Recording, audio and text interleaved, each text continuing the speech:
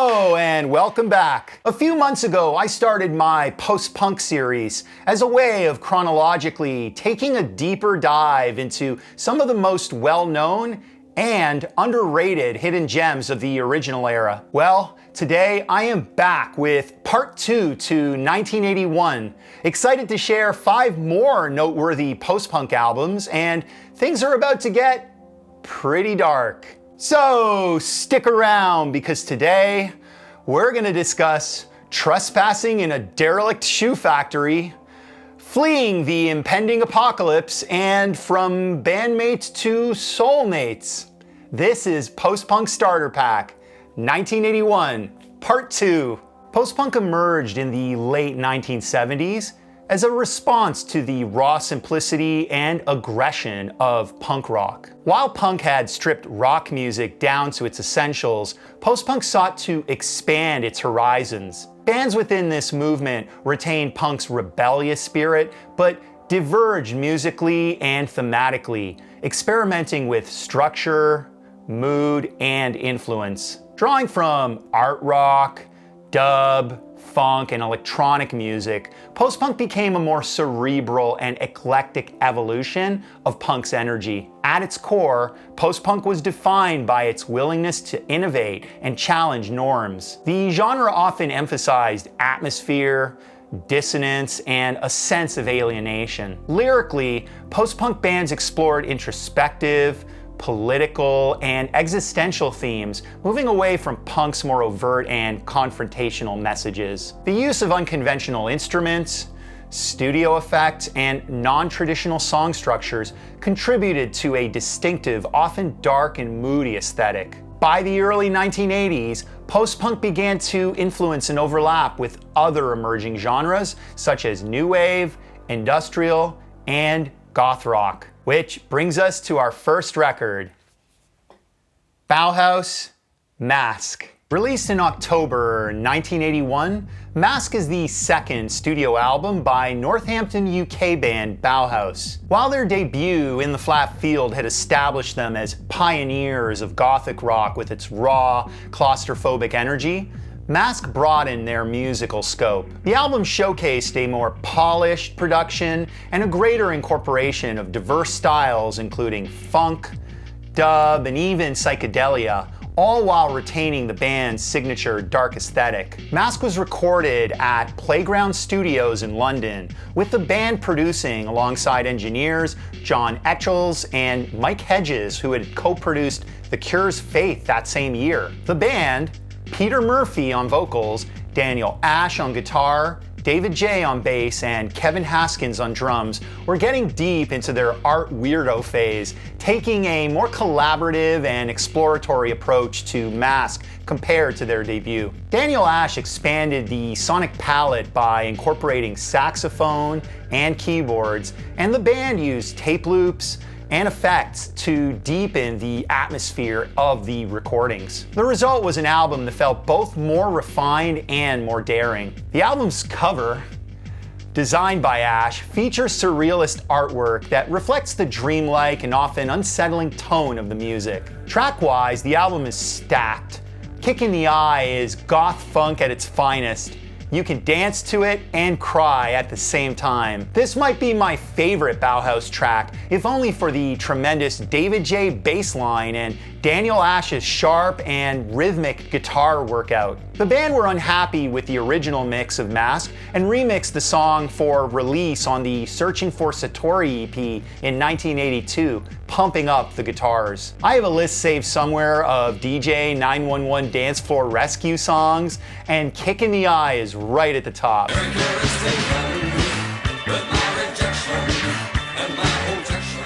The Passion of Lovers opens with a dynamic guitar riff that sets a melancholic yet energetic tone. Peter Murphy's haunting vocals deliver lyrics that delve into the complexities of love and desire. Ash's guitar here has always sounded to me like a rather jovial cat singing along in the studio going meow meow meow meow meow. Sorry in advance if now you also can't shake this vision.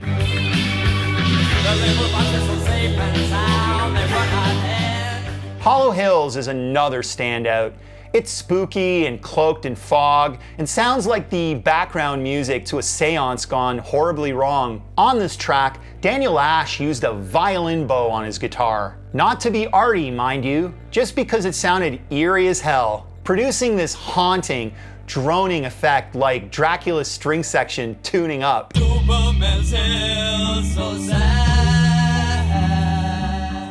And then there's Mask, the title track, which starts with receiving this radio transmission before unfolding as a slow building dirge. Peter Murphy's vocals emerge as a spectral presence, intoning cryptic lyrics that invoke a sense of transformation and concealment. The track's gradual shift from industrial textures to acoustic guitar in its latter half mirrors the thematic journey from chaos to introspection, culminating in the repeated refrain, "The shadow is cast," which underscores the acceptance of one's darker aspects. The arty expressionist music video for the track was filmed in an abandoned Victorian shoe factory in Northampton, where the band and film crew reportedly trespassed late at night to shoot without authorization, despite the factory being located directly across the street from the main police station.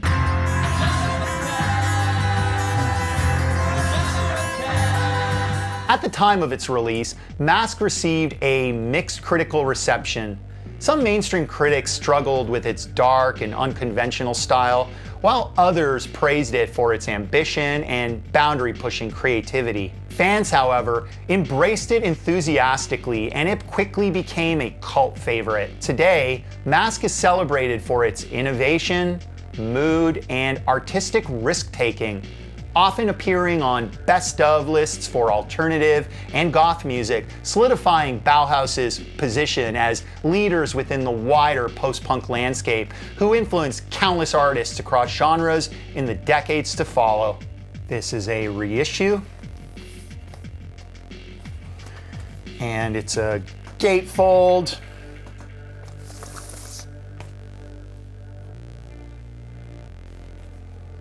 Newer reissue, wraparound art. It's a gatefold, yellow. This is the original pressing of the Searching for Satori EP with the far superior version of Kick in the Eye.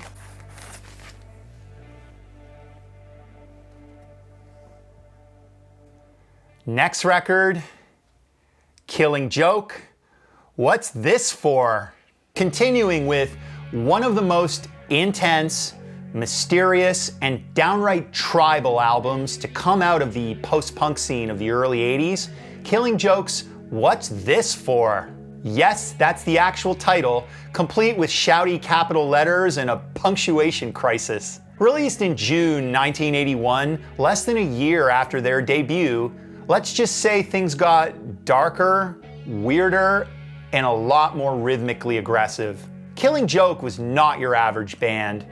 While some rock bands in the 80s were singing about love and leather pants, these guys were building sonic bunkers out of guitar distortion and existential dread. The band basically said, what if we took punk, dub, and whatever you call that feeling where you stub your toe in a desolate forest, and made that an album?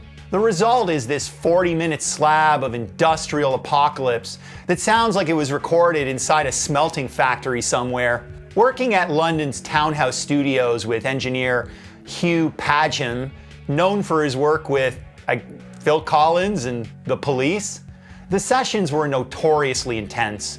Frontman Jazz Coleman reportedly pushed the band to extremes, embracing a near-militaristic regiment of rehearsals and psychic experimentation, at times even delving into occult rituals to charge the music with a confrontational energy. Opening the album with an apocalyptic groove, The Fall of Because sets the tone with pounding drums, a grinding bass line, and Jazz Coleman's incantory vocals. The track feels like a prophecy unraveling in real time, bleak, driving, and irresistibly hypnotic.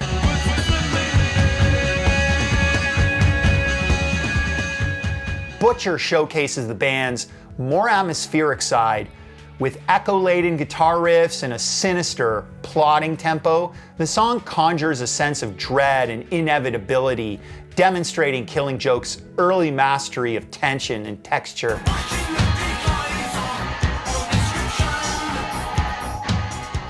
Follow the Leaders is built around a pulsating rhythm and relentless bass line.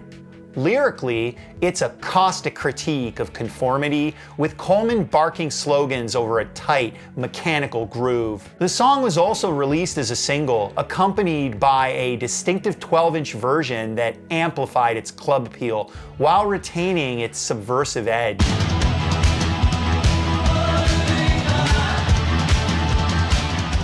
Upon release, What's This For received a mixed critical reception. While some praised the band's fearless intensity and rhythmic innovations, others felt the album was too abrasive and inaccessible. Critics often struggled with categorizing Killing Joke.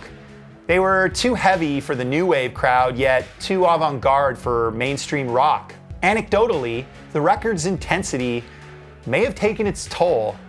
Shortly after its release, Jazz Coleman abruptly fled to Iceland, convinced that an impending apocalypse was near, leaving the band temporarily disoriented. This only added to the group's mythos and the album's reputation as a harbinger of chaos. Today, What's This For has been reevaluated as a seminal work of the post-punk and proto-industrial scenes, influencing groups such as Ministry, Nine Inch Nails, and even Metallica. It's held up as not just a snapshot of early 80s angst, but as a blueprint for sonic rebellion that still resonates in today's darker music circles. This is an original pressing.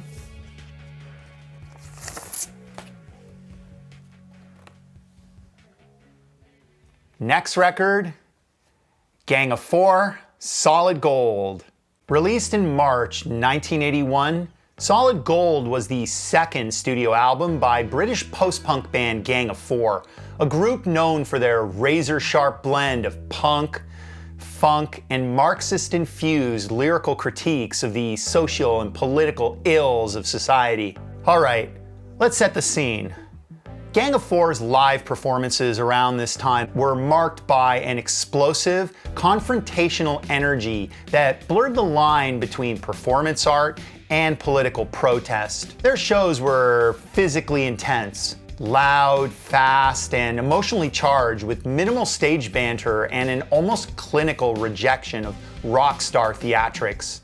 Instead of glamour, they offered urgency, sweaty, stripped down, weaponizing rhythm and repetition, turning each gig into a tightly wound critique of capitalism that you could dance to. Following the success of their 1979 debut, Entertainment, Solid Gold took a darker, denser, and more abrasive approach. Produced by the band with engineering by Jimmy Douglas, who'd worked with the likes of Roxy Music and Led Zeppelin, the album was recorded at London's Abbey Road. This sophomore effort retained the jagged guitars and politically charged lyrics, but layered on more funk and dub-influenced rhythms, signaling an evolution rather than a retread. What We All Want is arguably the album's centerpiece, featuring one of the best mid-tempo locked grooves ever. John King sings, "And this is just what fucks me up.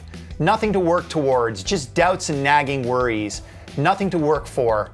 Could I be happy with something else? I need something to fill my time." Musically, the song blends dub and funk rhythms with the stark, almost mechanical precision of post-punk, predating the angular dance punk of bands like Franz Ferdinand and Block Party by 2 decades. Its heavy, looping structure makes it feel like both a critique and a mirror of modern repetition. What We All Want, the song implies, is shaped not by us, but for us. Live, the song became a slow-burning crowd favorite, its mantra-like chorus inviting shouted call and response. Could I be happy with something else? I need something to fill my... He'd Send in the Army is a dry social critique of the patriarchy. Musically more aggressive than many of the other tracks on the album, Gill's guitar work is abrasive and confrontational, using sharp feedback bursts that mimic alarms and even sonic weapons. Speaking on this track in an interview, the late Andy Gill would say, "I think with Heat Set in the Army, it was fantastic live. We'd written this song so different people in the band had different voices and characters. It was quite theatrical and quite a drama unfolding." Guns take up all his time. With no job, he'd be in a mess. Outside the Trains Don't Run on Time's title plays on the old fascist apologia about Mussolini that at least he made the trains run on time. Dave Allen's bass locks in with Hugo Burnham's snare-heavy drumming to create a driving groove that propels the song forward, ironically, like a train. This song epitomizes the band's anti-solo ethos. Instead of giving listeners a big chorus or flashy lead break, the band stays tight, repetitive, and tense. The result is a track that feels like it's perpetually building pressure without release, a fitting sonic mirror to the song's theme of authoritarian tension and societal disruption. Outside the trains don't run on time. Upon its release, Solid Gold received mixed to positive reviews. Critics admired its intellectual heft and innovation, though some found it less immediate and accessible than entertainment.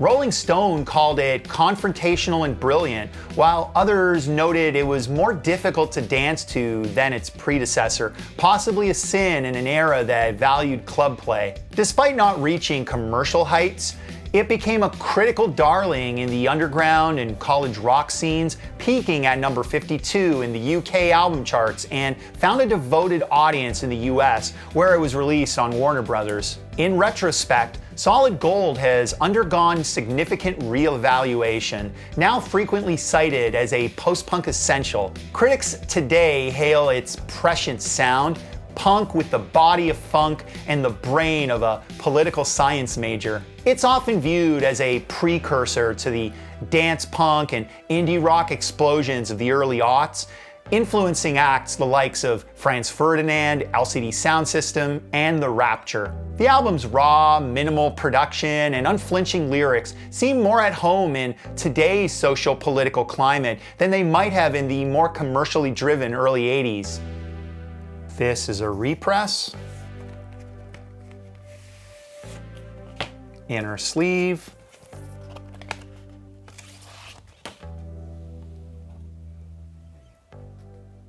Next record, The Comsat Angels, Sleep No More. And now for this episode's underrated hidden gem. Sleep No More is the second album by UK band The Comsat Angels, released on the 21st of August, 1981 by Polydor Records. Formed in Sheffield, England in 1978, the Comsat Angels emerged from the post-punk scene with a sound characterized by moody atmospheres, brooding intensity, and tight, economical songwriting. Named after a short story by J.G. Ballard, the band consisted of Stephen Fellows on vocals, Kevin Bacon, not that Kevin Bacon, on bass, Nick Glacier on drums, and Andy Peake on keyboards. Their debut album, Waiting for a Miracle from 1980, garnered modest acclaim, but it was their second release, Sleep No More, that would cement their legacy as one of post-punk's most underrated but visionary acts. Sleep No More was recorded at Polydor Studios in London with producer Peter Wilson, who had also worked with The Jam and the Style Council. The album saw the band refining their sound into something darker, denser, and more cinematic. Wilson helped the group craft a sonic landscape that felt claustrophobic yet expansive, with production techniques like heavy reverb, tape delay, and multi-layered textures. Unlike their debut, which was more straightforward, Sleep No More leaned heavily into atmospherics, with the majority of the material playing out at a dirge-like pace. The recording sessions were tense and meticulous, with the band pushing themselves to capture the bleak yet beautiful tone they envisioned. It's like the band heard Joy Division's Closer's bleakest moments and said, let's do more of that. Like the Sound's All Fall Down, Sleep No More can be a bit of a trudge and quite bleak, perhaps even impenetrable at times. Despite the heavy themes, the group maintained a wry sense of humor. Bassist Kevin Bacon later joked about the band's lack of commercial success despite their critical reputation, quipping that their albums sold mainly to other musicians and journalists. Opener The Eye Dance brims with glossy production, upbeat rhythms, and melancholic hooks, yet beneath its radio-friendly surface lies a tension characteristic of the band's work.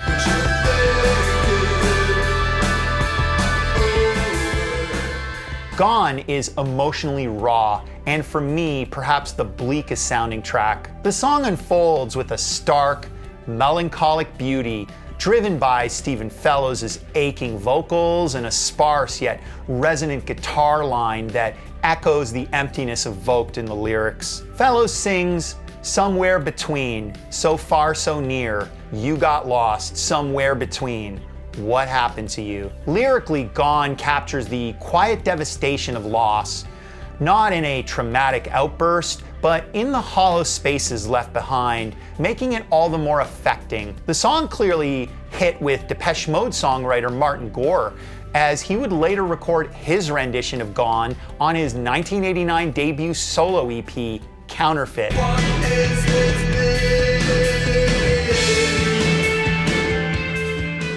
The album's centerpiece, Dark Parade, is a brooding, slow-building track that captures the group's restrained melancholy and existential tension. Stephen Fellows sings, "There is no rest, no release. At the oasis, these men reduced to this, the darkest parade." This one is about the Iran hostage crisis that lasted from late '79 to '81, dominating much of the international news cycles at the time.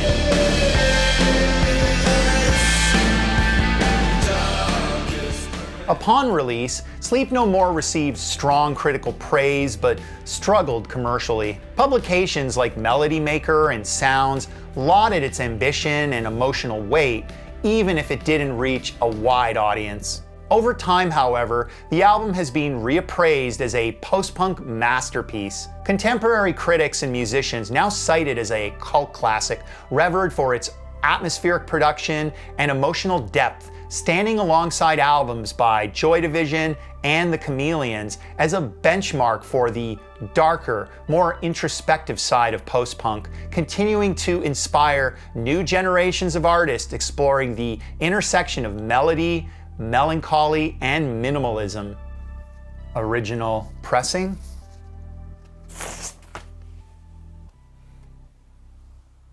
Final record today, Susie and the Banshees, Guju. Guju is the fourth studio album by British rock band Susie and the Banshees. Following the more electronic Kaleidoscope, Guju signaled a return to a heavier, more guitar-driven approach. Released in June 1981, the album marked a creative high point for Susie and the Banshees as their darkest and bleakest release, with tales of voyeurism, murder, and shadowy magic. By this time, the band had solidified its lineup with the addition of guitarist John McGeoch, whose inventive style would become central to the album's sound. Coming out of the post-punk movement that followed the raw aggression of punk rock, Guju showcased a darker, more atmospheric direction that drew from gothic influences. The album was recorded at Surrey Sound Studios, the same facility where the Police had cut their early albums. Produced by Nigel Gray, who also worked with the Police, as well as the Banshees on Kaleidoscope, the sessions benefited from a focused and collaborative dynamic. The band was in rare form, with McGeoch's inventive guitar textures using flanging, delay, and other effects becoming central to Guju's sound. Budgie's tribal rhythms and Severance melodic bass lines created a brooding foundation over which Susie delivered some of her most commanding and theatrical vocals. Also at this time, Budgie and Susie would begin a romantic relationship and work simultaneously on their side project, The Creatures. Their debut EP, Wild Things, marked a departure from the Banshees sound, focusing on stripped-down, rhythm-driven music using unconventional percussion, including bones. Despite the dark overtones of Guju, the band reportedly had a good deal of fun during the sessions, with Susie and McGeoch occasionally engaging in playful, surreal banter in the studio, reflecting their shared love for absurdist humor and Dadaist art. The album's artwork, featuring tribal and totemic imagery, mirrored the primal, ritualistic feeling of the music. Arabian Nights sounds exotic and mysterious, but underneath that shimmer is some pretty sharp commentary about the abuse of women in the Middle East. Susie Sue's vocals are coolly seductive yet biting, delivering lines like "veiled behind screens," "kept as your baby machine," with a mix of allure and disdain.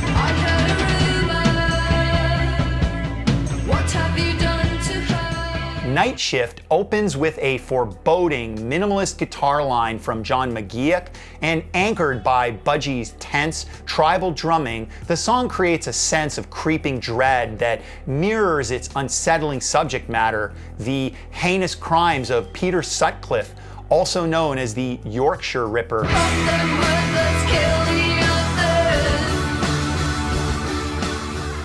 Monitor is a tense exploration of voyeurism, surveillance, and mediated violence, ideas that feel increasingly relevant in today's world. Susie sings, "His face was full of intent, and we shook with excitement. Then the victim stared up, looked strangely at the screen, as if her pain was our fault. But that's entertainment, what we crave for inside. No more second-rate movies from those people outside." Anchored by Steven Severance' pulsing bass line and what I consider John McGeoch's best guitar tone ever, the track builds an atmosphere of paranoia and detachment.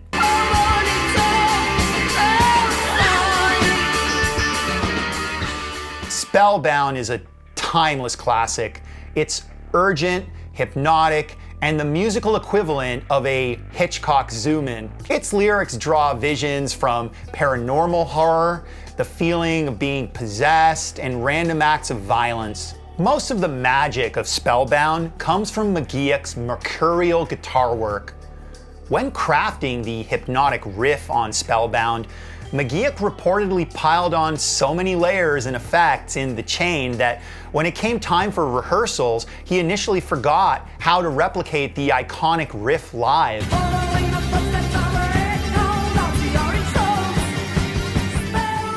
Speaking on McGeoch in 2014, Susie would say, "John McGeoch was my favorite guitarist of all time. He was into sound in an almost abstract way.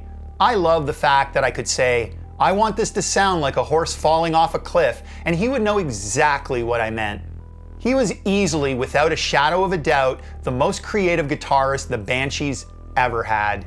44 years later, when the credits for new Lady Gaga Abracadabra album were released, fans noticed that members of Susie and the Banshees were credited. Gaga either intentionally or by accident interpolated part of the chorus for Spellbound on her record's title track and reached out to provide the necessary credit.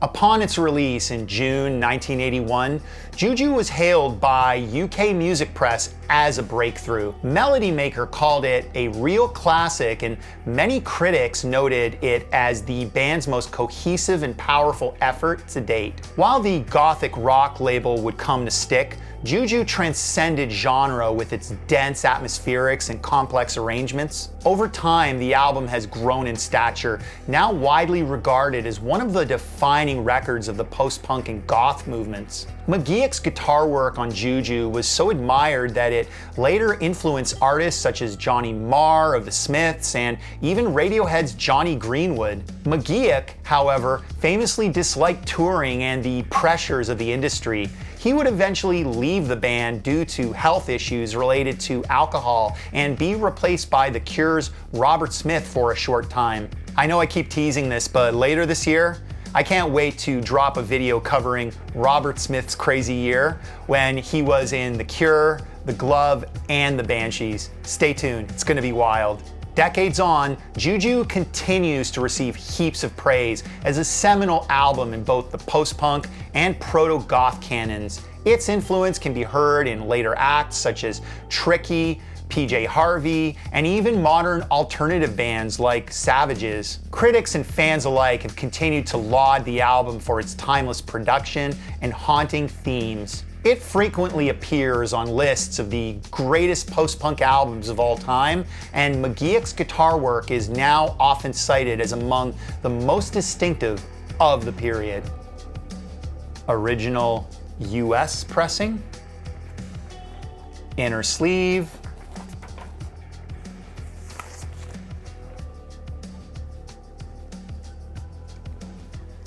related to 1981, The Creatures, Wild Things EP. And it's a gatefold, first 7-inch, second 7-inch, and finally, original pressing of Spellbound, 12-inch.